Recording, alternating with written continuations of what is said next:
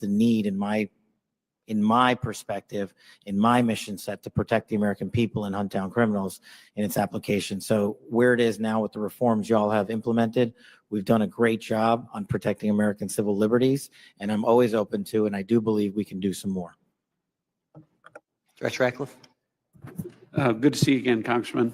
I agree with Director Patel's comments with regard to that. I'll start out by saying, obviously in this role, I'm not a policymaker, but at the appropriate time, when this comes up for renewal, I think I made it clear and will make it clear from the CIA's perspective, the indispensability of 702 as a tool to providing the commander-in-chief an accurate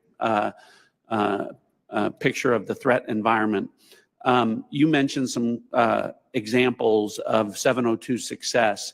When we get into the classified session later this afternoon, I have some further examples of 702 success that we can talk about.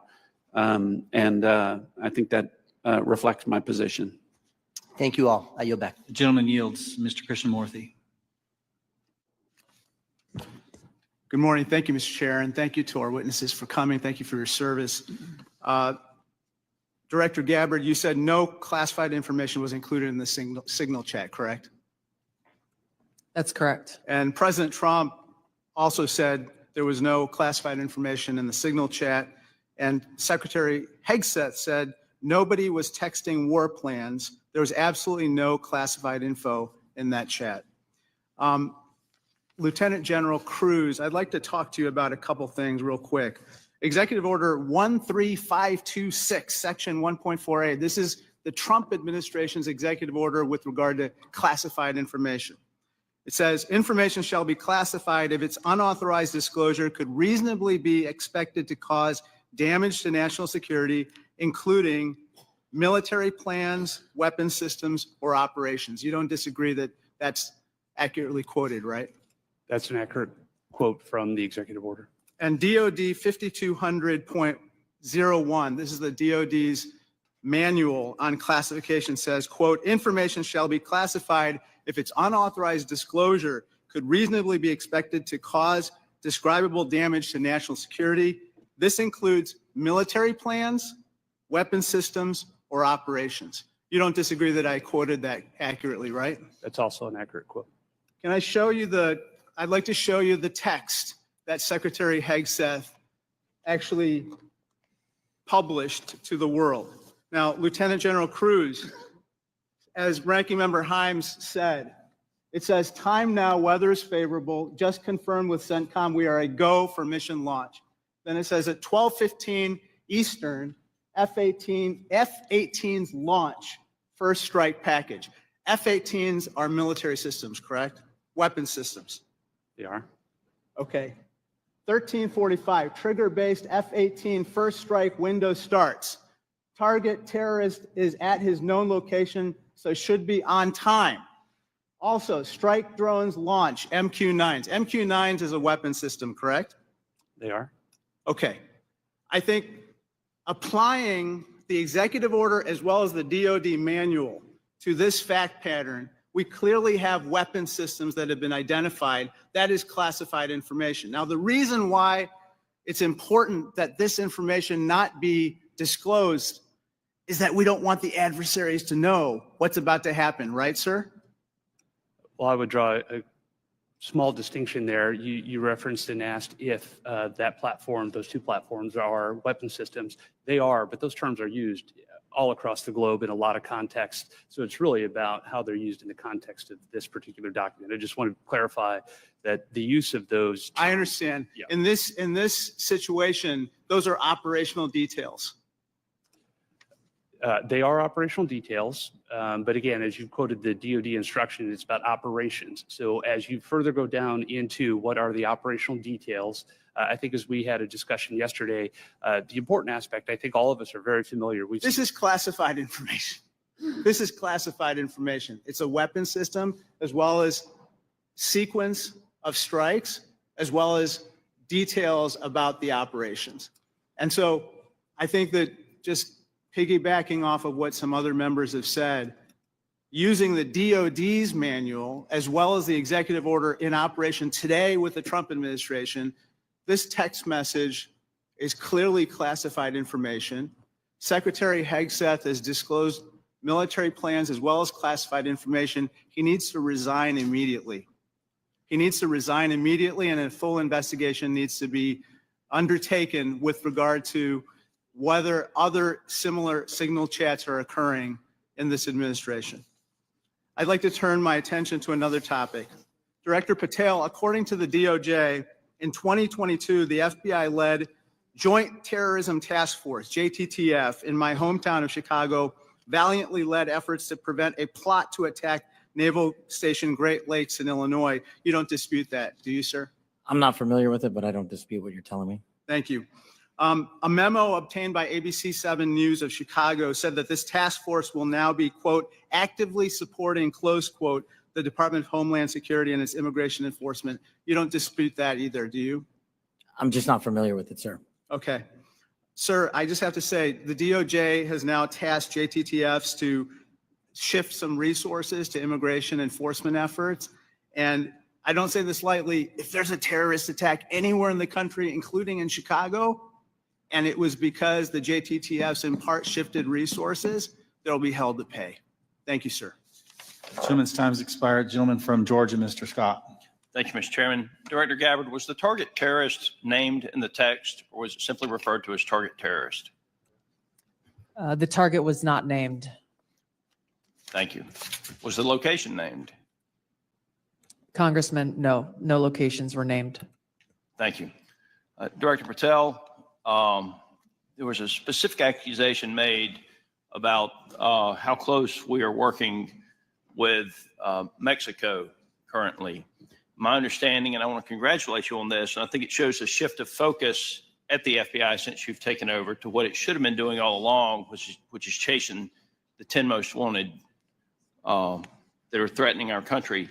My understanding is that 2 of the 3 were actually arrested in Mexico and are being extradited back to the United States. Is that correct? Yes, sir. We have been working. One of the first meetings I took as FBI director was my counterpart, Secretary Farouche in Mexico. And subsequent to that, we have repaid or extradited or expelled from Mexico 2 top 10 of the FBI's most wanted list and 33 other criminals. Well, it sounds to me like we're working closer with them today than we have in the last several years, and that the focus of the FBI has shifted to actually protecting American citizens instead of arresting pro-life protesters. Our mission is to find violent criminals wherever they are, and if they're in Mexico, we're going to get them. Thank you. And I appreciate you, and I appreciate the change in the focus of the FBI. I want to talk with you a little bit about the counterintelligence threats, one of which was an active duty U.S. Army soldier charged with conspiring to transmit national defense information to individuals located in China. What can you say in this setting, or can you briefly explain your work with interagency partners to identify and neutralize counterintelligence threats in the United States around this example? For me, sir? Yes, sir. So generally speaking, on counterintelligence and countering espionage, whether it's from adversaries like the CCP, Russia, Iran, or otherwise, we have prioritized them as an equally violent criminal enterprise seeking to do harm to our critical infrastructure and also to exploit and steal our data, whether it's government or private personnel. And so we have expanded our resources into them and working with the interagency to make it a priority. Okay, thank you. I want to move on to the issue of the threshold of parole under the previous administration and the number of illegal immigrants that have come into this country, including people with known membership in terrorist groups. For those individuals that pose a risk and that we have captured and are being deported, are we sharing the biometric and biographic information with our allies to mitigate their ability to relocate or operate abroad? What we are doing at the FBI is sharing the information we're allowed to with our Five Eye partners. And then on an individual basis, we are trying to share information with other partners who deemed individuals that they find of consequence. Okay. As you move further into your position, if you have additional recommendations on how we better share information, please let us know. Yes, sir. Director Ratcliffe, China's influence on the Panama Canal has increased since 2017. Panama became the first Latin American country to sign on to China's Belt and Road Initiative. Can you talk about not just China embedding itself into the various canal-related sectors and operations, but what other areas in Central and South America have China and others increased their presence, and what examples concern you the most? Thanks, Congressman. Appreciate the question. I do want to comment, the question before about cooperation with Mexico, it's really across the IC. When Mexico's Secretary General Omar Harfuch, head of Mexican security, was here, he not only met with Director Patel, he met with Director Gabbard, and he met with me. So we have been working on that, again, to the benefit of both our countries. To your point, the PRC throughout Central and South America continues to attempt to use its soft power to gain a foothold. They use direct aid to countries that need it. They also provide funding to universities to get a foothold to create influence. And you mentioned the Panama Canal, and you've seen the diplomatic efforts of the administration to address that and push back on PRC ownership of the canal locks. But that ties into what the IC is doing. In these instances, it's important for us, Congressman, to the best way we can operate is to provide intelligence to countries in Central and South America, to provide them with briefings, which we do, to provide them with tailored analysis of our intelligence about how China is manipulating them, about how China is hacking them, the things that China is doing to gain a foothold, and Russia and Iran throughout that area. So the CIA is very much focused on that. Gentleman's time's expired. Mr. Crow. Thank you, Chairman. General Hawk, the NSA recently warned its employees not to use the Signal app. Is that correct?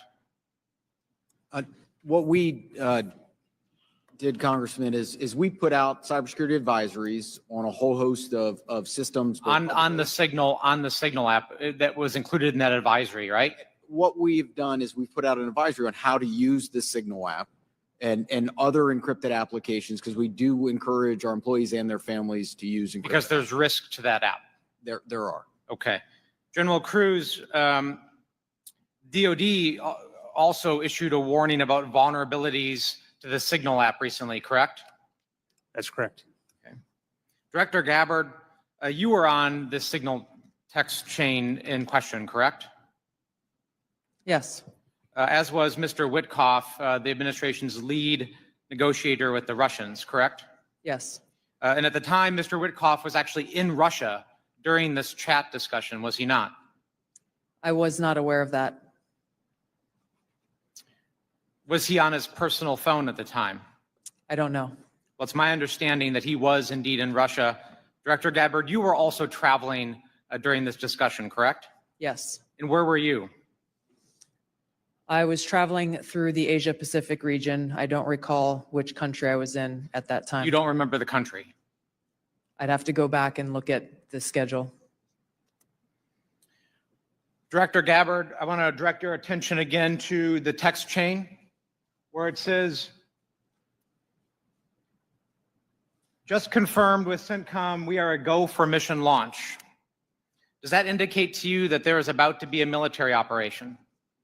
Yes, Director Gabbard, earlier in this hearing, we heard about the DOD's classification standards. I want to now turn my attention to your classification standards. You're the Director of National Intelligence. The Office of the Director of National Intelligence classification guide says, quote, information providing indication or advance warning that the U.S. or its allies are preparing for an attack, end quote, is to be classified as top secret. Are you familiar with that? yes, Director Gabbard, have the Houthis indicated an ability to shoot down American aircraft? yes, They have in fact done so, haven't they? yes, Including MQ-9 Reapers, haven't they? that's correct. And that was one of the systems used in the attack recently that's the subject of this discussion. Is it not? Correct. General Cruz, are you familiar with this system? I'm not wearing my glasses at the moment, but Well, I'll help you out. This is an SA-3 anti-aircraft system. correct. Are you familiar with this next system? I am. What is it?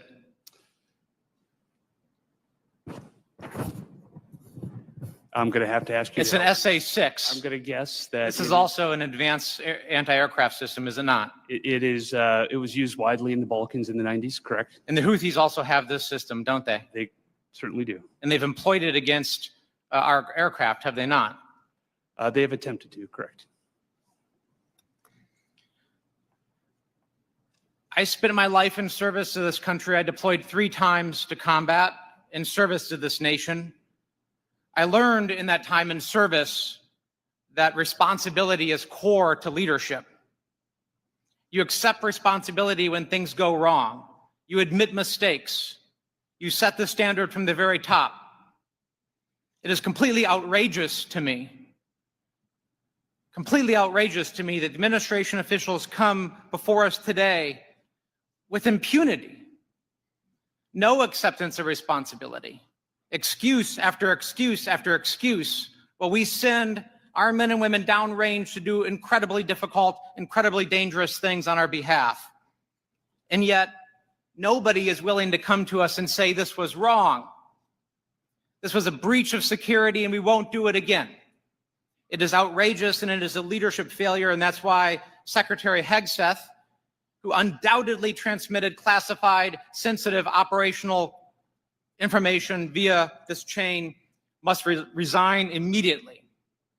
There can be no fixes, there can be no corrections until there is accountability, and I'm calling on the administration to move forward with accountability. I yield back. Gentleman yields. Gentleman from Texas, Mr. Crenshaw. Thank you, Mr. Chairman. Thank you all for being here. Good to see many of you again. And thank you for enduring 2 long days. I will note I always use fire emojis when I see terrorists getting killed. And I want to talk about cartels. This is a subject that is near and dear to my heart. I've been investigating it thoroughly for the last couple of years. And I'm glad to see that it's mentioned in all of your opening statements. I mentioned it at the very beginning of the threat assessment. There's a lot to work on here. One of our task force, we had a cartel task force in Congress. One of our key findings was that there needs to be a centralized, maybe call it authority or maybe call it office, maybe call it cartel czar within the administration that actually coordinates all the very different aspects of fighting this battle. Has anything like that been talked about? I'll go to you, Ms. Director Gabbard. Thank you, Congressman. It's good to see you again. This is very much central to the conversations and planning and execution of the president's focus on targeting the cartels and the threats that they pose to the American people. Homeland security task forces are being set up that include across the government integration. I can speak from my standpoint from the intelligence community, and our National Counterterrorism Center is leaning heavily forward into gathering and consolidating and integrating the intelligence that comes from DEA and others who've been working this issue for a while to make it so that it can be shared and integrated through the federal, state, and local law enforcement equities who are going after this problem. Yeah, we'll talk a lot more about that exact thing in closed session, but at a higher level, our recommendation is there needs to be someone at a much higher level that coordinates state, DOD, CIA, FBI, Homeland. It's a massive problem, one I'm also familiar with. Director Patel, the FBI is tasked with working foreign corruption charges. In the past administration, the FBI told me they actually don't focus on Mexico very much because, and now in their defense, they say the reason is because they won't get anything out of it because they don't have a cooperative government to work with. I think a lot has changed. Do I have your commitment that we will at least start following up on those because the judiciary system in Mexico is a key component in our failures to address the cartels? You do, Congressman. Apologies for not getting back to you sooner. You're good. Appreciate it. I also want to ask you that the FBI has disrupted an alarming number of terrorist attacks in the last 2 years. Great on the FBI for doing that. I don't think many Americans realize how good the FBI has been at this. But this also gets to the conversation earlier about FISA 702. One of the main arguments I wanted to argue with my colleagues on this was when you have a warrant process for the query, what you will fail to do is connect the dots between the domestic and the international threat. And those connections are there, as we see all the time. Would you agree with that we need to maintain that process in a responsible way, of course? I do, sir. Appreciate that. Director Gabbard, in my remaining time, I want to ask you, because of my, and this may go to our General Cruz as well, because of my work on energy and commerce, we have an issue there with broadband spectrum auctions, and of course, this affects our intelligence community in a very large way, and our DoD. Getting right to the question here, how much, if any, spectrum can the DoD give up without having a significant effect on the administration's prioritization of lethality and deterrence? I'll defer to General Cruz, specific to DOD. I certainly wouldn't want to speak for all of DOD, and I think the committee is already in a fantastic conversation with the DOD on that issue. But broadly, what I would say is DOD has laid out the portions of the spectrum that it believes for both operational capabilities, and in closed session, I am more than happy to walk you through from the intelligence portion of the mission that we do. There are two different portions of the spectrum. We often talk about one, but not the other. And in closed session, I'd be more than happy to tell you why the other portion of the spectrum is important to national security. Sure, and the details are obviously classified, but we can talk about X and S spectrums and get a better idea for the public about, because the public would benefit from telecom having the ability to use some of these. When we look at 5G networks, 6G networks. So it's a conversation that we need to have and a much longer time to do so, which I've run out of. So I yield back. Thank you. Gentleman yields. Dr. Barra. Thank you, Mr. Chairman. I associate myself with the comments of my colleague, Congressman Crow. I'm deeply disappointed in how we're handling this breach of protocol and so forth. Every year at the beginning of Congress, we take an oath to office. This is an awesome responsibility to be a member of Congress, to protect our country. We have no greater responsibility than to protect our homeland. And, when I walk into this committee and the honor of being on this committee, I don't see Democrats and Republicans. I see folks that every day want to do the same thing. But as Congressman Crow suggested, the mark of leadership, and we all are leaders in this room, is to accept responsibility when mistakes happen. And that signal chat was a mistake. I'm not here to impugn your character. You were all nominated by the president. You were all confirmed by the president. But we have an awesome responsibility and incredible responsibility to the American people. And then given that we are the United States of America, we have a responsibility to the world. And this really was a breach of protocol. I'll take you at your word that we are going to do a full investigation of it. Our responsibility as oversight is to understand this breach, understand who leaked information, how that happened, and then hold those responsible. I 100% agree with the chairman in his opening statement. He said, where trust is breached, those responsible need to be held accountable. So do I have, Director Gabbard, we served together, we came into Congress together. Do I have your word, when this investigation is fully completed, we will get the full breadth of the investigation? Thank you, Congressman. That would be my intent. I will caveat that by saying that this is being conducted by the National Security Council.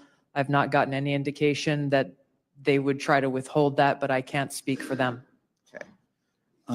I also, I see way too much politics when it comes to our national security and our national defense. We've got to keep politics out of this. We're not Democrats or Republicans. We're Americans. We're tasked with the responsibility of keeping our country safe.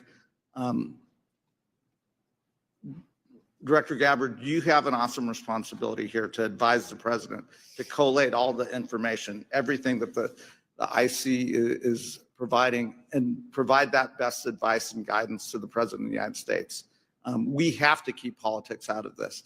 Even if the President disagrees with this, if it goes against his personal wishes, if he's considering an order that potentially is unconstitutional or illegal or compromises our security, I want your word that you will always provide and give that honest advice to the President, even if it will make him angry. Thank you, Congressman. I appreciate the question because, as you said, I do take this responsibility very seriously. And it was my commitment to the President, to the Senate, the American people, that as the Director of National Intelligence, I will ensure to provide the President and all of you as policymakers with that unbiased, relevant, and timely intelligence. And to your specific question, the answer is yes. I will inform the President of that accurate, timely, unbiased intelligence reporting, whether it is something that agrees with an assumption or a view or an objective or not. That's my responsibility to him and to the American people. Great. I would just offer advice. In your role, what you do on your personal devices versus your official devices, you're speaking to the public, and I would just offer, as I conduct myself, what I say personally is always going to be considered Congressman Barra saying it. General Hawk, I've appreciated working with you and have a deep concern about our cyber vulnerabilities. And we will go into some of this in the closed session. But Salt Typhoon is something we take very seriously, as well as Volt Typhoon and the compromises. Can you just briefly give us an update of where we are with those two? So Congressman, we share your concern in terms of the overall ensuring that we can protect the critical infrastructure of the United States. The area that we have been deeply focused on is our ability to partner with industry.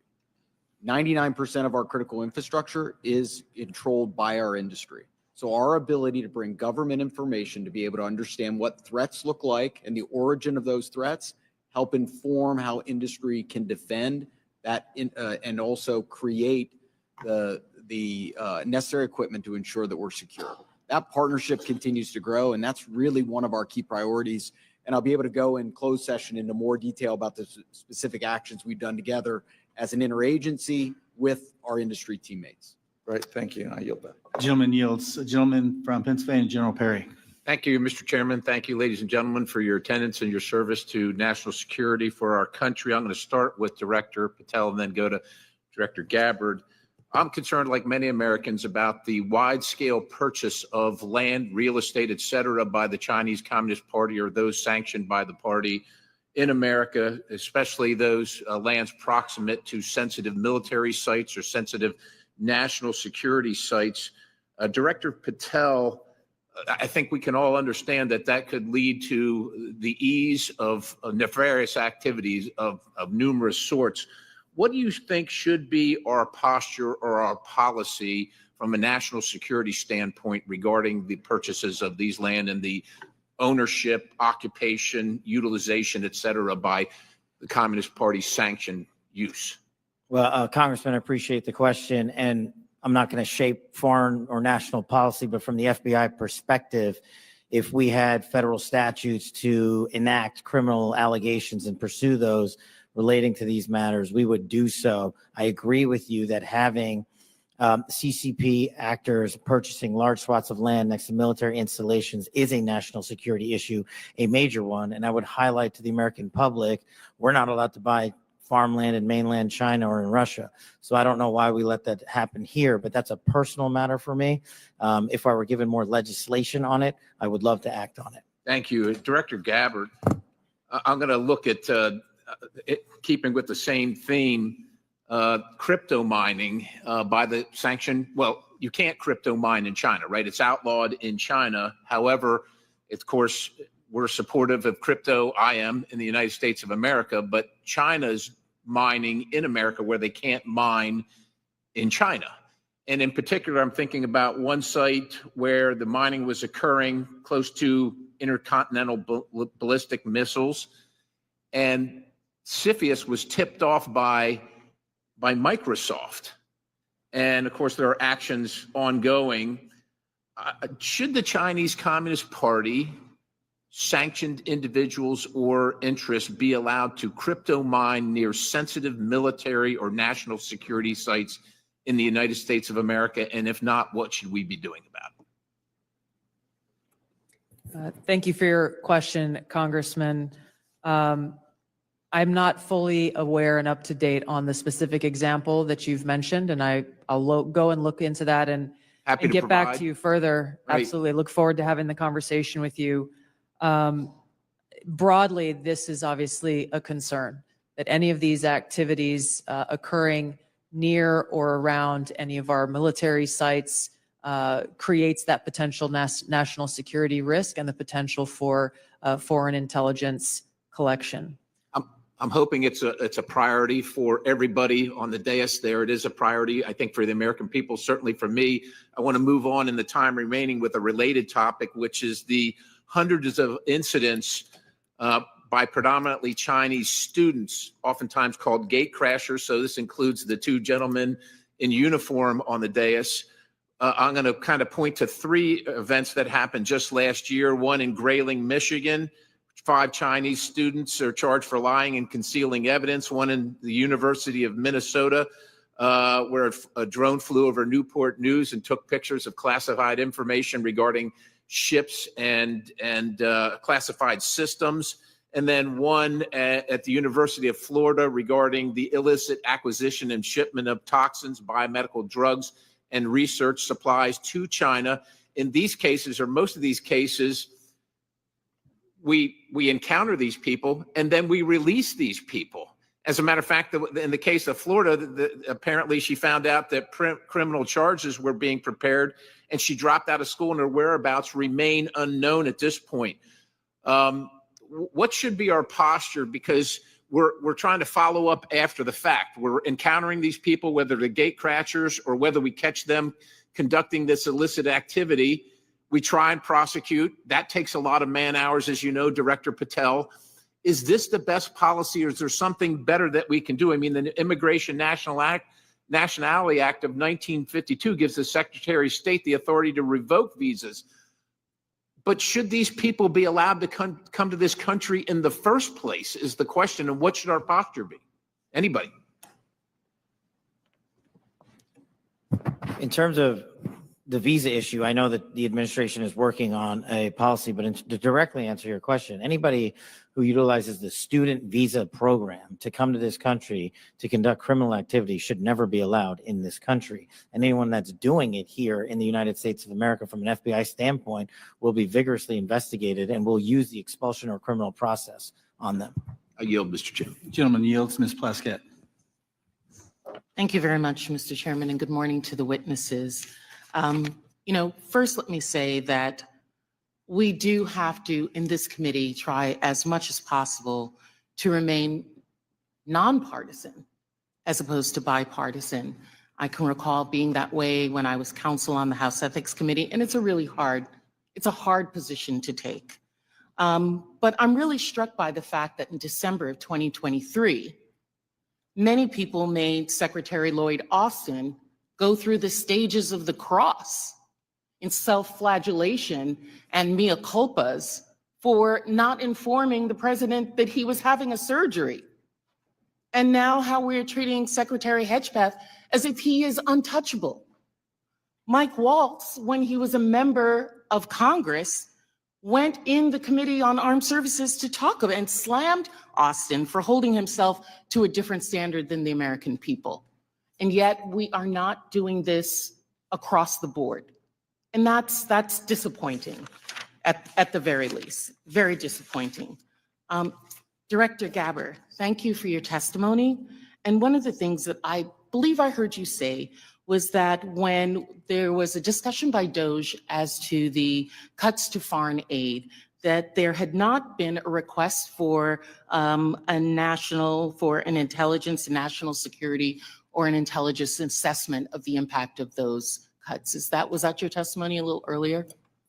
Congresswoman, I have not seen any kind of actual official assessment either within the intelligence community or outside of it on what the effects of those cuts to USAID programs has been. But it was not requested by DOJ of you or of any of the areas in which you have oversight over? I'm not aware of any Okay, requests. great. Thank you. I know that there has been some open source reporting on what the effect of those cuts are. I mean, when we think about several examples, Kenya, our strongest regional ally in the Horn of Africa, and a key partner with us in the fight against terrorist group Al-Shabaab. And, you know, according to the Washington Post, that's not definitive, and we can talk about this in closed session. Some Kenyan journalists are now being trained by Beijing, mirroring the US programs that have been cut by the administration. Director Gabbard, is letting China train Kenyan journalists going to make Kenya more or less receptive to American requests of the Kenyan government, do you believe? As you said, Congresswoman, our relationship with Kenya has been very longstanding. So do cuts of ours to train journalists in Kenya make them more or less, and Beijing having that make them more or less receptive? Clearly, there is strategic competition taking place. I'll withhold my personal view to look at an official Well, I was assessment. asking for your director view, not your personal view. And then additionally, we have ended Voice of America, which provided accurate, unbiased news, in our opinion. Meanwhile, St. Petersburg University has announced that it's opened 11 Russian language centers across Africa that pay special attention to the promotion of traditional Russian spiritual and moral values. Director Gabbard, is Russia a friend or a foe? Are they our friend or our adversary? They are an adversary. Thank you.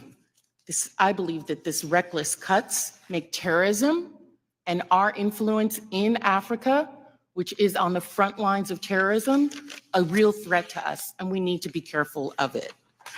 Director Patel, one of the benefits of being here kind of in the middle is I get to hear other people's testimony and the questions that are asked. I know that Mr. Carson asked you questions specifically about the Counterterrorism Division. And we know that there has been some open source reporting that says that individuals within that division have been removed or been moved, not necessarily fired, but moved. Do you know if that is correct? I don't have any personal information on that, but people within the CTD component, which is a large component of the FBI, move all the time. And have they been moved? Are you able to get that information to us, whether they have or have not been moved? I'll go back to my team and see who has been moved. If you have a particular interest, we'll share it with you. Of course, we have an interest in Counterterrorism Division and movement of individuals within that. Because one of the other things I'm concerned about is you have stated, I believe in other areas, that the disbandment of certain sections of the FBI related to intel and breaking up components. Can you explain to us how you intend to do that or what you would like to do and why? My intention is to reprioritize counterintelligence authorities and cyber capabilities to focus on violent crime and national security. And that's what I'm doing. The gentlewoman's time has expired. Thank you. The gentlewoman from Missouri, Madam Ambassador, Ms. Wagner. Hi, thank you, Mr. Chairman. I thank all of you for being here and for your continued service to our country. Director Ratcliffe, you have repeatedly stated that China is our top national security threat, and I agree. What was the biggest gap in intelligence collection toward China during the previous administration? Good to see you, Congresswoman. I think our collection against China as a hard target in the prior administration was lacking in several areas. I would say primarily in human collection and also with regard to the processing of open source information relating to China. I think part of that relates, Congresswoman, to the policies of the prior administration about treating China as a pacing competitor, I think was the word, as opposed to an adversary.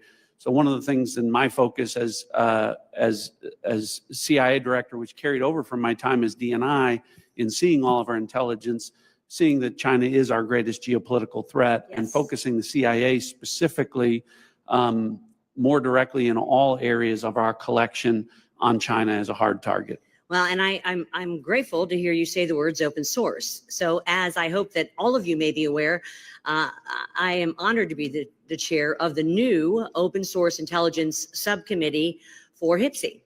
It is the first time this committee has focused specifically on an intelligence discipline, I'll say. We established this subcommittee because private companies, researchers, and most importantly, foreign adversaries, as we speak, are taking full advantage of the explosion of commercially available information. HPSI has taken a stance that OSINT, open source intelligence, should mature as a primary discipline on its own accord. Director Ratcliffe, your agency kind of produces the lion's share, I'd say, of OSINT. Do you agree, sir, that open source intelligence should mature to be a primary discipline? Absolutely agree. So as you know well, Congresswoman, the CIA is the functional manager for OSINT, just as we are the functional manager for HUMINT across the IC. And OSINT, open source intelligence, reaches, frankly, policymakers as the most cited material in the president's daily brief as part of a long list of tailored production that we do, by a large percentage. But also, as you know, and as you've pointed out, Congressman, until recently, one of the greatest weaknesses with regard to OSINT was that the collection was so large that it was daunting for use by mission partners across the IC.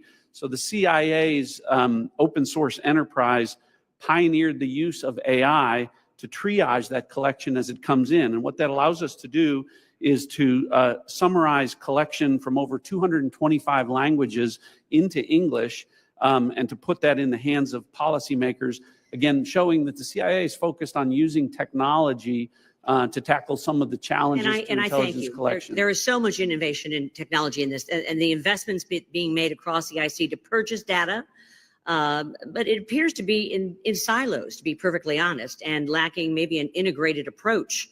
I believe that that is because there, frankly, is no clear lead for OSINT in the IC. And as part of my oversight responsibilities, I plan to review the various ways in which the intelligence community buys commercially available information to determine if there is a more efficient, cost-effective approach, especially when it comes to the taxpayer's expense. Director Gabbard and then Director Ratcliffe, can you, and in my brief time, quickly share your thoughts on which agency should be the primary organization to manage OSINT and why? Thank you, Congressman, and thank you for your leadership in this area.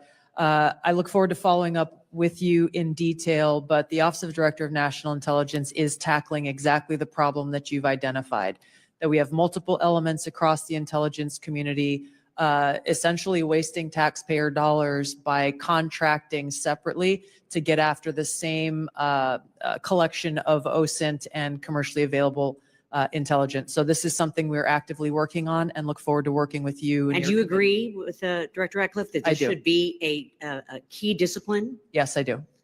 Thank you. My time's expired, Mr. Chairman. I yield back. The gentleman yields. Mr. Gomez. Thank you, Mr. Chairman. So I want to make a few things clear before we move on to other questions regarding the signal chat. Director Gabbard, yesterday before the Senate Intelligence Committee, specifically when answering Senator Kelly, you repeatedly said you did not recall any discussion in the Houthi PC small group discussing operational details, strike targets, the type of vehicles and military units involved, or the timing and order of strikes. Do you stand by your testimony from yesterday that you do not recall any of the discussions regarding this type of classified information? Yes or no? My response in the Senate yesterday, yes, I stand by that response. Obviously, the release of the screenshots that came from that chat group today were a refresher on what happened. As I said earlier, I was not involved with that portion of the chat, so it did not come to my recollection yesterday. Thank you. So I take that as you stand by your do not recall yesterday stance when you're asked those questions. You've been in office 43 days. Director Ratcliffe has been in office 62 days. This was considered the first major military operation using lethal force of the Trump administration. Was this the first, this was probably the first time that you've been involved with a discussion like this on a thread. It was not discussing, you were not on a group chat discussing where we're going to go for lunch. You're discussing putting men and women of the armed services in harm's way. That's a major decision. So, and when did that happen? 10 days ago? Okay, I'll answer that. It happened 10 days ago. Here's the point. Like something of this magnitude, it's something that you would not forget. It's something that most people, if you're taking this job so seriously, that you would not forget. I mean, since I've been on this committee, there's been days that I have woken up in the middle of the night from the things I've learned in SCIF. So deciding to use military force is something hard to imagine. So the do not recall doesn't pass the smell test. It makes it's unbelievable that was the case. So that's what the American people don't understand. And I know a lot of folks in this administration were saying that they're going to take on the establishment and drain the swamp, but you have become that swamp in a matter of days, not weeks or months, days. So one of the things we're going to look into is if what actually occurred, because the American people deserve a full accounting.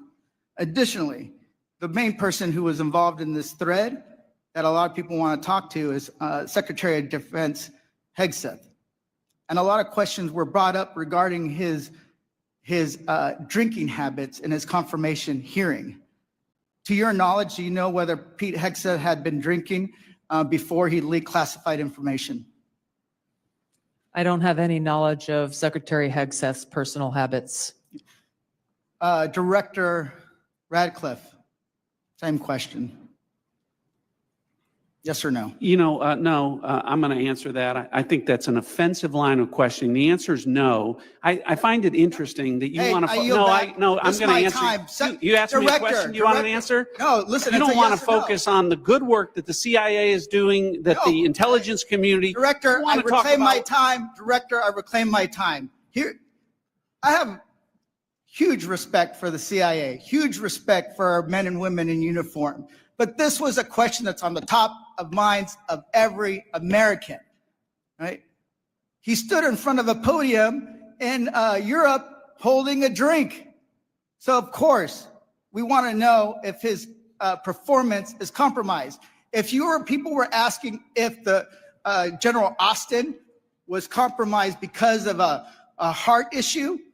Was his performance compromised because of a successful I yield strike? back, Mr. I bring my You want to know? reclaim my You want to time. talk about accepting reclaim my responsibility? time. Do you think I you should reclaim accept my time, responsibility Chairman. for a successful ask- strike to make Americans safer? I You want to reclaim my focus time. on I reclaim my time. So here's the thing. This is serious. As somebody, we've been briefed in this committee about using Signal. One of the things they basically said, the most secure phone call, the least secure text messaging. And we know that your people are Russians, Chinese are on your phone. Gentleman's time's expired. Gentleman from Virginia, Mr. Klein. Thank you, Mr. Chairman. I'm going to give the director the ability to respond without being interrupted by his questioner. I appreciate that, Congressman. I guess, just a general reflection here again, that for the last 2 days, members of the intelligence community have been asking questions about a signal messaging group and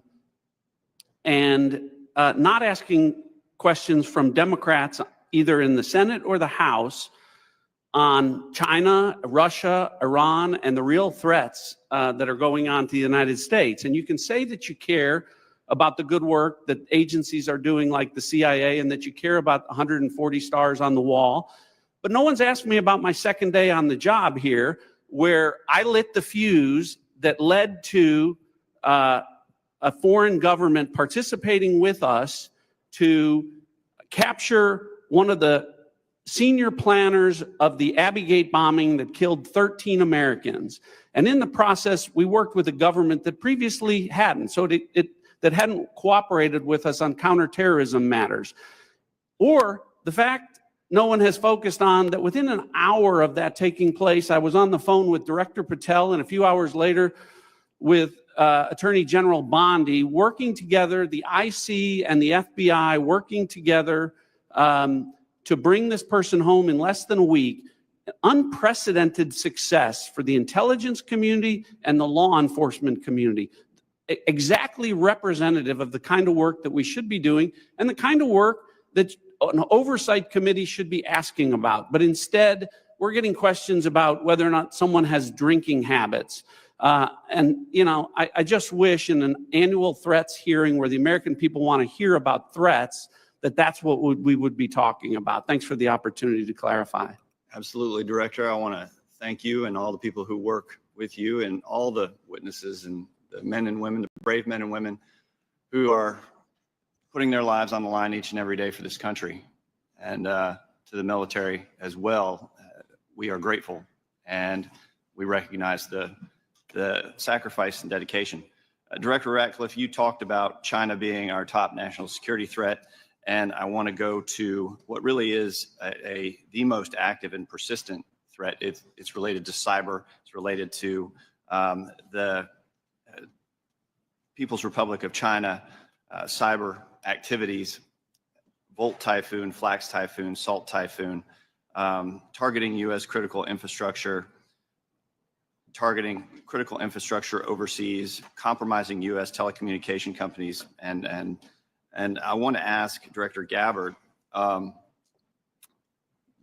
there are also regular compromises of government networks in the defense intelligence base. The Chinese are acting with impunity and targeting the United States. Clearly, the last administration had no effective deterrent strategy.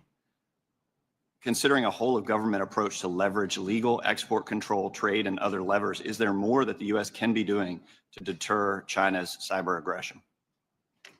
Thank you, Congressman, for your question. In short, the answer is yes. Much of that relies on our intergovernmental planning and operations, but also very closely integrating with our private sector partners. This is essential for us to be able to harden our own cyber infrastructure, our own critical infrastructure, and to look at what our capabilities, both defensive and offensive, are and how those should be used. If I may, Congressman, I'd just like to address Congressman Gomez's maligning of my reputation and not giving me the opportunity even to respond to his accusations. What occurred in that signal chat was an update to national security cabinet members that was also issued around the same time as updates to our foreign partners and allies in the region. There were no sources, methods, locations, or names of targets that were included in that chat. The decision to conduct this operation had been made long before that conversation took place. I do take my responsibility very seriously and played an integral role in providing the intelligence community's assessments that led to the ultimate decision by the president to conduct an operation, which, by the way, was very successful and continues to be very successful. I was traveling at the time, and I was not playing a very specific role, as these chats reflect, in much of the conversation that took place there. Secretary Hegseth, in my experience, has continued to operate in the way that President Trump's confidence in him inspires, which is in the best interests of the American people and our war fighters and ensuring our national security. I think it's wrong to impugn him, especially at a point where he is not here to defend his own honor. Thank you, Congressman. I agree with your assessment and support for the Secretary, and I yield back. Gentleman yields. Ms. Houlihan. Thank you for the time. And I struggle. And if you look at my notes, I've changed my mind about 1,000,000 times what I'd like to talk about. I'd like to first start with Director Ratcliffe. I find it offensive for you to accuse me as a Democrat of not caring about national threats. I very much wanted to talk about those. In fact, had prepared questions in advance of this hearing about those threats, specifically about biosecurity and bioterrorism, but I don't have time to ask those questions because the threat is in the House. The threat is across the dais, and I need to ask these questions. It's my job to ask these questions of you. Because when I served in the military and I served in classified environments, had this happened to me, I would have walked my resignation in immediately. This is not okay. Communicating these sorts of things in Signal is not okay. Targets, times, those kinds of things are absolutely classified, and we all know it. I know it. These people know it. You all know it. And the fact that we're having to have these conversations now means that I can't ask the questions that I need to ask about things like bioterrorism and biosecurity. And so I'd like to put you in check as well, sir, because you can't assume who I am any more than I can assume who you are, sir. I would like to move my questions, however, over to Director Gabbard, because you are the DNI.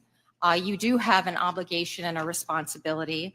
I'm going to speak to you specifically about the fact that you have spent much of your 40 days talking about the importance of making sure that we don't reveal classified information, making sure that we don't leak information. You're a former battalion commander in the Army.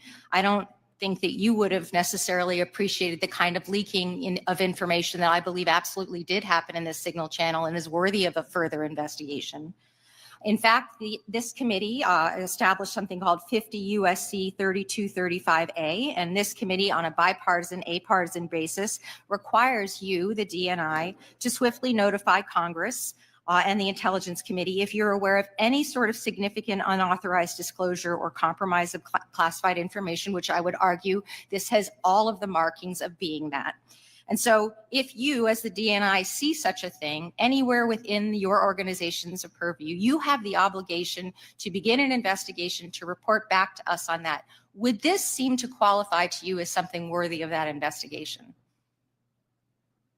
Thank you for your question, Congresswoman. In this situation, Secretary Hegseth has the Yes or no? classification and You are the declassification DNI. authority over DOD information. This chat did not have the auspice of being a DOD chat. There's no such thing as labeling it as DOD. This was a chat amongst a great variety of people, and you, according to our law that we passed here bipartisanly, have an obligation when you think there has been a tangible, significant leak of information to instigate an investigation. Do you not think it's important to do such a thing?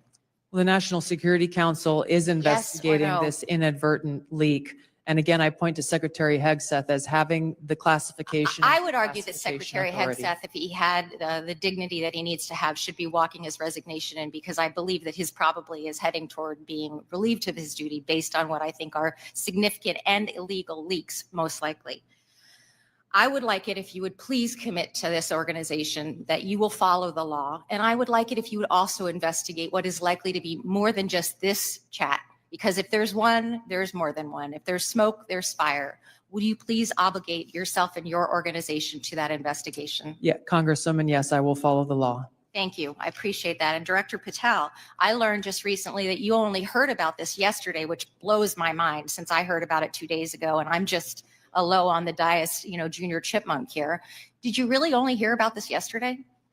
The exact timeline, I'm not aware of, but yeah, I think it was yesterday or the night And now that before. another day has passed, do you Well, believe, actually, it was the night before the hearing. now that another day has passed, do you believe that it's now time potentially for the FBI to open an investigation into this? I'm not going to comment on that Because you're the director of the FBI, you don't believe it's appropriate to comment on that? because there's a process in place. There's an ongoing litigation and the National Security Council is reviewing this matter. And I'm not going to discuss any open or closed That investigation. ongoing investigation, literally, the lawsuit happened today or yesterday afternoon. And the idea that you don't have an opinion on this at this point is frustrating to me. No, it's not. My I'm not final going to question, prejudge any reclaiming my matters, time, my and the men final and women of the question, reclaiming my FBI will time, reclaiming call my the time, balls and strikes, reclaiming my time, not sir. you. Sir, Mr. Chairman, I'd like to have. Gentlewoman's recognized. You have Thank 4 you. seconds remaining. No, I have more than You have that. 2 because seconds Mr. remaining. Patel would not add. Gentlewoman's time has expired. Mr. Stubbe. Thank you, Mr. Chairman. Director Gabbard, were there any sources described in the Signal chat? No, Congressman. Were there any methods described in the Signal chat? No, Were there any locations? no. Therefore, due to the fact that there were no sources, no methods, nor locations described in the Signal chat, it does not make the discussion classified. Is that correct? That is up to the Secretary of Defense determination. The Democrats are obviously making the assertions that what was in the signal chat was classified and claiming that Secretary Hegseth put this war plan out to the world, which he clearly did not. Were there any names in the signal chat? No, Any targets? no, Any locations? no, Was there a unit name or location of that unit? there was not. Were there any routes described in the signal chat? No. Wouldn't an operational plan contain that type of information? Every operational plan I've ever seen has contained that information. Thank you. Shifting to the real threats to America, the southern border. Due to the previous administration's open border policies, they allowed over 10 million illegals into our country. And during that time, there was 1,511 terrorist-related encounters at land border ports of entry, according to CBP. As someone who fought in the war on terror, I find this deeply offensive that the previous administration would sacrifice the security and safety of the American people in the manner in which they allowed terrorists, criminals, and rapists into our country. In your testimony, you state, and I quote, based on the latest reporting available for a year-long period ending October 2024, cartels were largely responsible for the deaths of more than 54,000 U.S. citizens from synthetic opioids. A lot of those citizens are from my home state of Florida. Cartels, narco-terrorists, and other violent transnational criminal organizations have violated the territorial integrity and sovereignty of the United States and have also fueled human trafficking and the opioid epidemic that many of my fellow Floridians have witnessed for far too long. I applaud President Trump and his swift decision to designate the narco terrorists and Mexican cartels as foreign terrorist organizations, and I want to thank each of you for making this a priority to fight against Mexican cartels, traffickers, narco-terrorists that have been responsible for killing hundreds of thousands of Americans.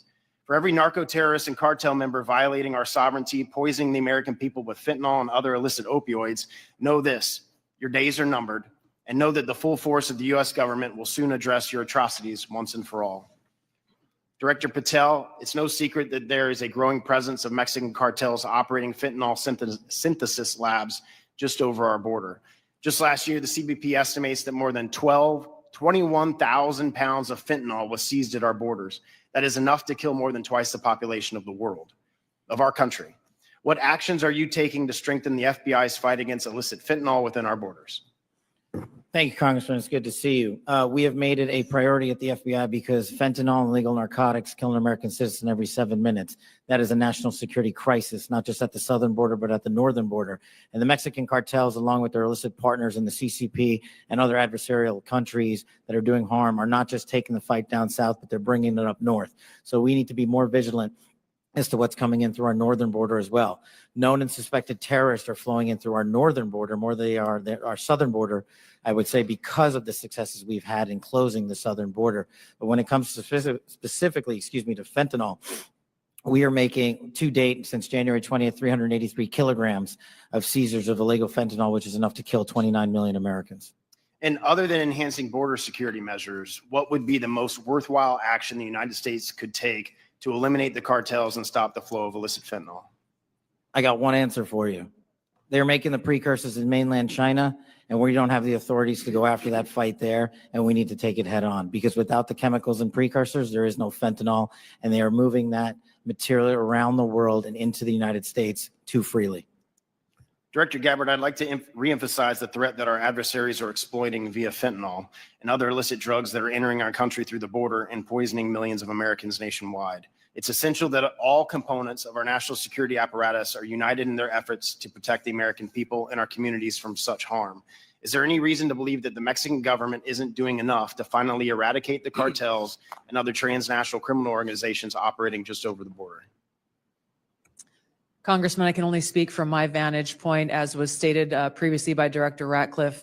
We have already been introduced to and begun collaborating with our counterparts in the Mexican government. Could there be more done? I would say absolutely yes. I know that the Trump administration across his cabinet are looking at opportunities to be able to do that. And Director Patel just hit on this with CCP and precursors, but to what extent have we seen other malicious actors worldwide partner with the cartels to infiltrate and target the United States? Related to the production of fentanyl. Yes, ma'am. India is one of those countries that is providing some of those precursor materials as well as equipment. Thank you for being here today. My time's expired. Gentleman yields. Mr. Quigley. Thank you, Mr. Chairman. And I know it's all us who are worried about this only, but apparently the Senate Armed Services Committee Chair and Ranking Member requested Inspector General report on this chat. So I'll tell you why more people are worried about this than you might think, and that's Director Gabbard, your position was created post 9/11 because of the horrible intel failure that took place there, where we weren't sharing information. It wasn't adequately shared within the community and between our allies. We have to believe that our allies look at this as a colossal mistake and will at least hesitate to a certain extent, wanting to share sensitive information with us that keeps us safe, because they're worried about their sources and methods as well. Wouldn't you be at least somewhat concerned that our allies would look at this and say, that wasn't the perfect way to communicate? Congressman, thank you for the question. If that information that was put out in the chat by the Secretary of Defense had included specific sources and methods and targets and names, then the answer would be yes, but that was not the case. Let me stop there because there's such a limited time. Generals, look, you're here because you got tough spots, so I have to put you on the spots.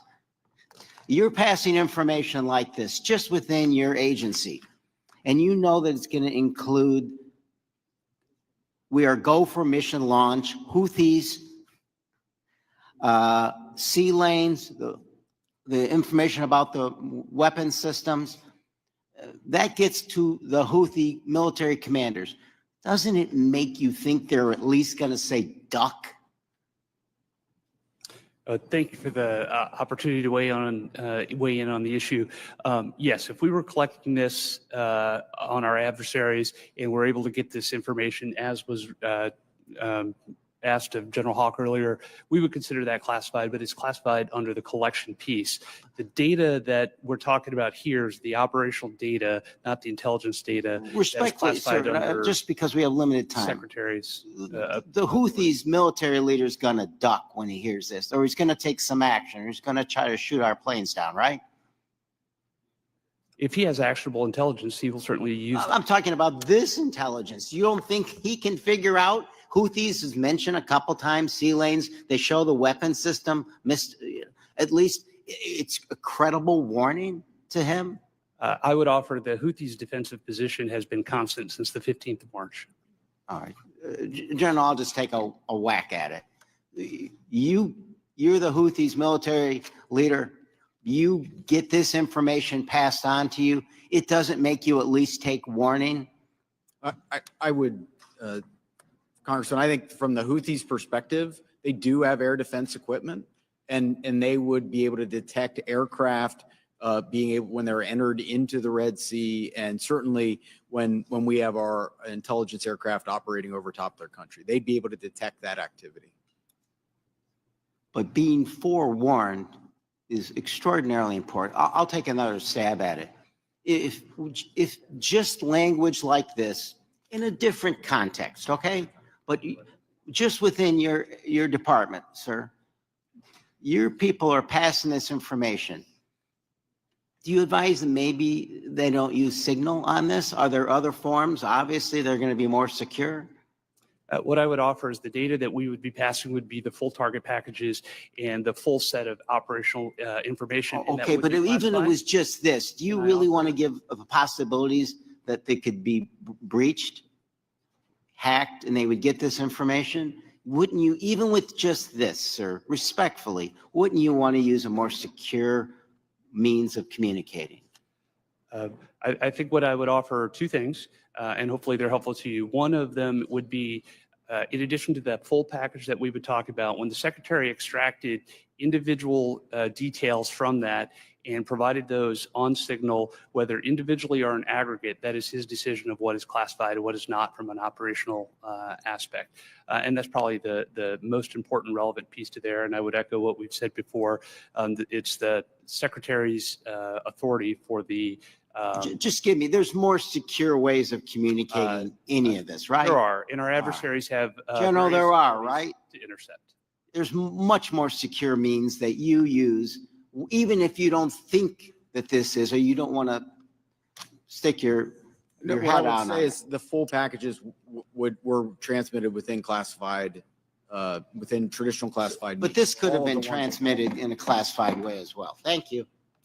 Gentleman's time's expired. The gentleman from Arkansas, the distinguished chair of the Financial Services Committee, Mr. Hill, is recognized. Thank you, Mr. Chairman. And let me say, Director Gabbard and Director Radcliffe, it's so great to have you back in the Longworth House Office building. The food's the same, but you're welcome anytime. Director Radcliffe, you know, we've served for 10 years together. I'm certainly aware of your extraordinary service at the DNI and here in Congress. And I just have a couple of follow-up questions on this topic of the Signal chat. Were there any war plans distributed in that Signal chat? No, Congressman. And were sources and methods that would compromise our intelligence system or your agents in the field around the world, were they discussed on the Signal chat? No. I appreciate that. I just think that's an important thing to have on the record. Director Patel, I co-chair the Americans Wrongfully Detained American Hostage Task Force here in the House, and I just in fact left Tigran Gambaryan, a former FBI official who I helped get out of prison in Nigeria last year. I just left him a few minutes ago. You've you know this issue very, very well, and President Trump's made such a commitment to bring Americans home. There's some 30 Americans still wrongfully detained or held hostage abroad. Is the FBI committing to work through its officials in our embassies around the world to bring those Americans home? Thank you, Congressman. And as you know from my prior service in the prior administration, President Trump brought home over 50 hostages and detainees worldwide. And that effort is being redoubled now until every single American is home. And the FBI, from my perspective, has been given a directive that any wrongfully detained or captured person overseas is a priority to bring back. We're so grateful to the president for making this a priority. We don't want our citizens that hold a blue passport to suddenly be a target in all their interactions around the world. That's wrong, and I'm glad President Trump's made it a priority. I look forward to working with you on that. Since November of 2023, I've been pursuing aggressively in this committee the U.S. government's policies and procedures for handling border encounters, specifically known or suspected terrorists. To quote former FBI directors, testimony before the Senate, they're blinking lights everywhere of concern. But despite my numerous attempts, including multiple briefing requests, letters, legislative provisions, a GAO report requested, the prior administration refused to provide requested information and data on what the public now knows was a very dangerous situation along the U.S. borders that President Trump now has as a priority of fixing. In January 2024, there were 176,000 encounters along the southern border, with 51,000 occurring at ports of entry and 124,000 between ports of entry. Comparing that to the work just in the first few weeks of the Trump administration, total encounters are down to 61,000 along the border, with 32 at ports of entry and 29,000 between ports of entry. For the record, that's a 60% reduction. Director Patel, since President Trump took office in January, as we've seen these plummeting border encounter numbers, has the country seen a drop in known or suspected terrorist encounters at the border? Thank you, Congressman. It's one of the issues I really wanted to address today. And I think the country deserves to know that known or suspected terrorists, KSTs, are coming in with much less frequency at the southern border. In fact, if my information is correct, 2 since January 20th. And they are coming in with much greater frequency in the northern border. And since January 20th, that number is 34. And those metrics carry out over the last year in terms of ratio. So what it tells me is that known or suspected terrorists, the individuals that want to do the most harm to this country, are utilizing the northern border, and we got to refocus assets up there. Yeah, which I think is good. And I'm glad the prior administration did declassify the ISIS arrests in Philadelphia and did declassify the a citizen that was coming across the northern border to do harm on Election Day. That's good, but we have much more to do. And Director Gabbard, I need your help working with your colleagues here. It's this idea of requesting coordination between Director Patel, Secretary Noem, and the committee with fused data on known or suspected terrorists, whether it's TSA data, BPP data, FBI internal data. We want to have that coming to us. Where are these people? What's been done with them? What is the government's position on? Will you commit to work with us as OD&I to get this information from across the government IC? Absolutely, Congressman. And as you know, our National Counterterrorism Center, was really created to fulfill exactly that task, so that we're not dealing with multiple vetting systems that are coming up with different results, that we have this central vetting database to be able to identify those known or suspected terrorists who may be trying to come into our country, or who may be one of the tens of millions who illegally crossed into our border, may have come into our country during the last 4 years. We look forward to working with you. Thank you for your answers, and I yield back. Gentleman yields. Ms. Tinney. Thank you, Mr. Chairman, and thank you so much to all of you. There's so many great questions that I have to ask, but I want to start with Director Patel, and I just want to first, before I get into a couple issues, thank you so much for your outstanding service and your recognition and focus on the northern border. My entire district is the northern border of New York with Canada. I just want to first jump into this issue for, Hamas attacked October 7th. The world watched in horror. Designated a foreign terrorist organization in 1997, killed over 1,200 civilians, and including American citizens, and many remain hostages. Only slightly less disturbing, we had a myriad of seemingly coordinated pro-Hamas demonstrations that have taken place all over the United States, in my state of New York, on college campuses, in Washington, D.C., universities. Director Patel, does the FBI have any open investigations into the organization, the leadership, and the funding of these pro-Hamas demonstrations with students such as, and groups such as Students for Justice in Palestine? Thank you, ma'am. And I'm limited by what the Attorney General has already publicized, but as you know, there are open investigations based on what's been made public. Okay, has the FBI uncovered any evidence of foreign support for these Hamas demonstrations, including, other than Iran, any of these groups I might mention, like Students for Justice in Palestine, anything that's open source that we can talk about? That's still ongoing. Thank you. Director Gabbard, thank you so much for your service. It was great to serve with you in Congress as well, and works on so much on wonderful veterans issues. My son's also a Marine major, and so we appreciate the service of everybody here. Let's keep in mind, obviously we're in open session. Do you have anything or ongoing intelligence to suggest there's foreign support from governments, non-government groups, and individuals that have helped these pro-Hamas demonstrations all across America, including on university campuses? Congresswoman, there are some assessments that reflect that, and we can talk about that in the closed session. Great, thank you so much. And now I want to get back to Cash, Director. Great work on the northern border. I'm one of the co-founders of the Northern Border Security Caucus, and your information has been tremendous. Once I got the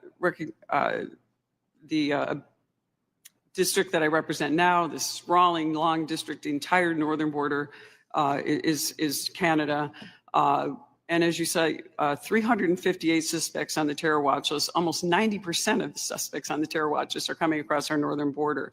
I'd love to talk to you. What is the FBI doing specifically dealing with this northern border? And what access point are you, who are you working with? Is there a way that we have got a way to handle this with the foreign terror threats? And I say this in light of my district specifically, where New York State, led by Democrats, by the way, is notorious for their unwillingness to work with law enforcement. Under Governor Cuomo, we cut off the ability. I know Congressman Quigley talked about working together after 9/11. The state hit hardest by 9/11. And Governor Cuomo put in a law that prohibited law enforcement from working together in 2019. What are we doing so we can work with New York, the government and others, and to make sure that this doesn't happen across our New York northern border? Well, one, and this is out of my lane, but what we need to be doing is working with the Canadian government because they sit on top of our northern border. We do have the problem of tyranny of distance and sheer geography as compared to the southern border. But when we were told that the Mexican government would not work with us, we overcame that hurdle, and we've seen the immediate results, as I highlighted to your colleague, about northern border contacts with KSTs versus the southern border.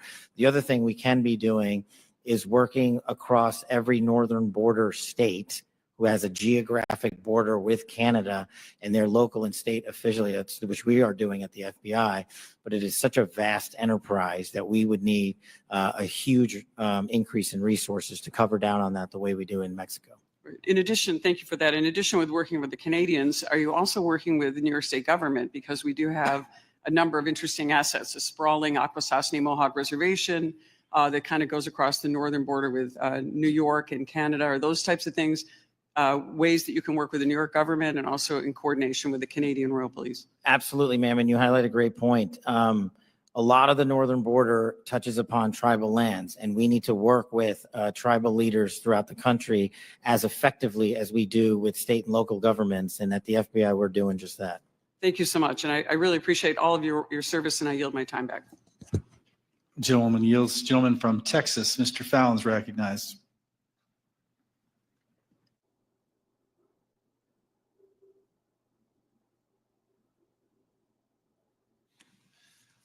Thank you, Mr. Chairman. I appreciate it. Director Patel, many of us had grown, increasingly alarmed at the sheer number of foreign nationals we're seeing caught spying on our critical infrastructure or, near sensitive sites in the country. One example is a Chinese national who's flying a drone, allegedly flying a drone over Vandenberg and taking pictures of the base. He was arrested in the San Francisco airport not that long after.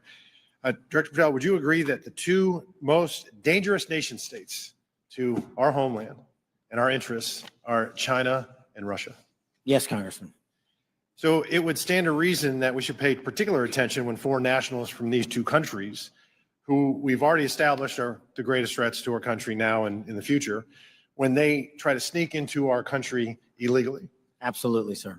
Can you speak on the illegal migration we see from Russia and China and the differences that we saw from the first Trump administration to the Biden administration? Well, one, the problem you have when you have an effective resolution to that set of issues is that the enemy adapts.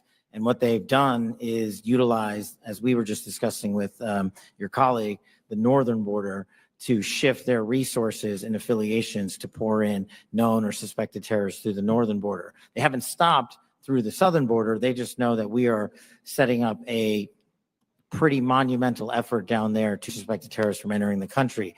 But the thing is, the Chinese, the Russians, Iran suspected terrorists from entering the country. But the thing is, the Chinese, the Russians, Iranians, and other adversaries are utilizing their partners, just like they are doing in terms of how they move illicit fentanyl precursors into this country. They're moving humans in the same fashion, and we need to treat it as such. Did you see an increase from the first Trump administration to the Biden administration on Russian and Chinese nationals crossing the border? Did it increase or decrease? Yes, actually, so the PRC nationals crossing the southern border from 22 to 25 was 178,000. And I don't have the number for the northern border, sir, but I'll get that to you. So, what we found was that there was actually a market increase, alarming, with the Chinese illegal migration increasing 527% all in, and Russian 2,400%. And if just 1/10 of 1%, some tiny fraction, 1/10 of 1% are actually asset sleeper agents loyal to Moscow or Beijing, they could wreak havoc and mayhem in a free and open society. It's very dangerous. And then those are the ones we know about. What about the ones that snuck across and we never found them? The unknown gotaways, if you will. So, Director Patel, there's also great concern about the increasing number of counterintelligence threats that are penetrating all levels and branches of government, both local, state, and federal. The number of elected and appointed officials willing to betray this country is becoming increasingly pervasive. Last year, we saw a former senior aide in the New York governor's office, Linda Sun, and her husband, Chris Hu, indicted on charges of money laundering and acting as foreign agents to the People's Republic of China. Ms. Sun used her position to block Taiwanese representatives from access to New York state officials. Instead, we're rolling out the red carpet for those PRC officials to have those meetings. I mean, that's some scary stuff. So when we have someone like Sumi Terry, who also worked covertly spying on Korea while working simultaneously with various think tanks, and she had been national security official, and she'd worked for the CIA and the National Security Council. And because of her job, members of Congress and their staffs had access to these Korean intelligence officials, and she was paid with, thousands of dollars in luxury gifts. But Director Patel, I get that these investigations are ongoing and sensitive. But to the extent that you can, could you please briefly highlight the severity of these counterintelligence threats, including a rough estimate of the number of open counterintelligence cases that are pending? We have many, and I'll get you the exact number, sir, in closed session. But what it highlights is that the enemy is not relenting. They're actually doubling down and tripling down on their efforts, and there's no sector in government that they won't go to and try to infiltrate and penetrate access and turn people in this country against our own nation. So that is a national security threat of our time, as is the terrorism threat and as is the fentanyl threat. It needs to be treated as such equally. And at the FBI, we're doing that. Thank you. And Director Patel, will you commit to providing this committee with classified briefing on the severity, the FBI processes and procedures, including defensive briefings related to counterintelligence threats involving elected and or appointed officials? For defensive briefings, Congressman, I commit to you that the FBI will give you everything we have in our holdings. I can't comment on other people's. Thank you. And Mr. Chairman, I want to thank all the witnesses for being here, particularly Mr. John Ratcliffe, Congressional District Force as well. I yield back. Gentleman yields. I just got notice that the baseball shooting report discussed by Vice Chairman Kelly earlier today has been delivered to our SCIF, and I appreciate Director Patel, your responsiveness to that issue. Thank you so much for your commitment and the appropriate transparency demonstrated in that. We appreciate that very much. Since each member has had an opportunity to question our witnesses, I will now close this portion of the hearing, and we'll reconvene in closed session at 2 p.m. in the HIPSI spaces. I ask the public and staff to please remain seated until our witnesses depart. Thank you.